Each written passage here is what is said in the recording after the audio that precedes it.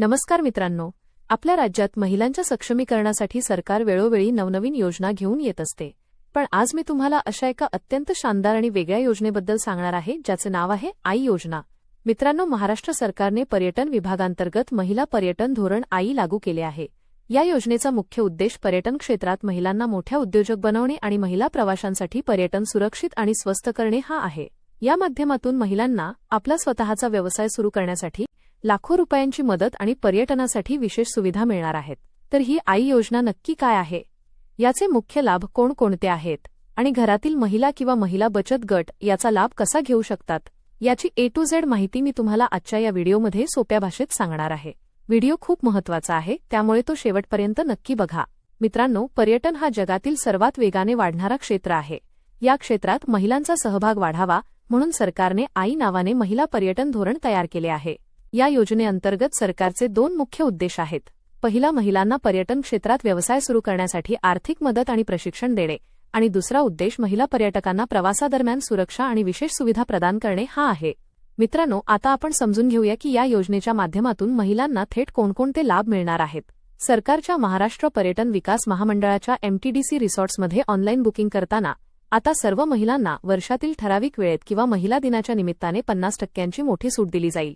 तसेच जर एखाद्या महिलेला किंवा महिला बचत गटाला आपला होमस्टे, ट्रॅव्हल एजन्सी किंवा छोटे रेस्टॉरंट सुरू करायचे असेल तर पर्यटन विभागाकडून विशेष आर्थिक मदत, सबसिडीवर कर्ज आणि मार्गदर्शन दिले जाते. या योजनेचा सर्वात जास्त उपयोग महिला कर्जावर वाहन खरेदी करून ट्रॅव्हल एजन्सी सुरू करण्यासाठी करत आहेत. या योजनेअंतर्गत राज्याच्या प्रमुख पर्यटन स्थळांवर आता विशेष महिला बाईक टॅक्सी सेवा सुरू करण्यासाठी प्रोत्साहित केले जात आहे. यामुळे स्थानिक महिलांना थेट रोजगार मिळेल.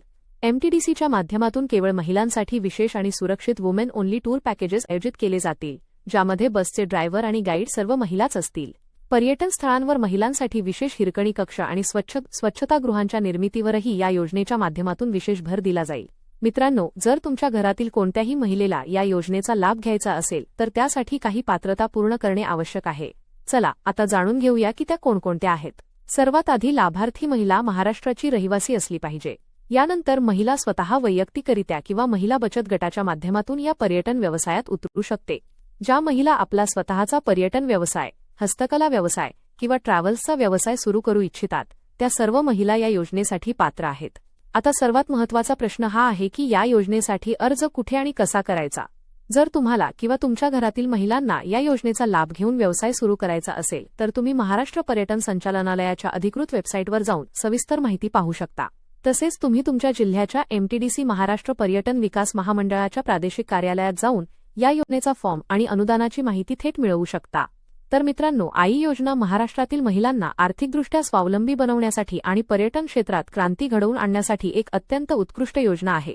मी तुम्हाला केवळ एकच विनंती करू इच्छितो की हा व्हिडिओ तुमच्या घरातील आई, बहीण, पत्नी आणि तुमच्या ओळखीतील सर्व महिला बचत गटांपर्यंत नक्की शेअर करा, जेणेकरून त्यांना आपला स्वतःचा व्यवसाय सुरू करण्यासाठी सरकारची मदत मिळू शकेल.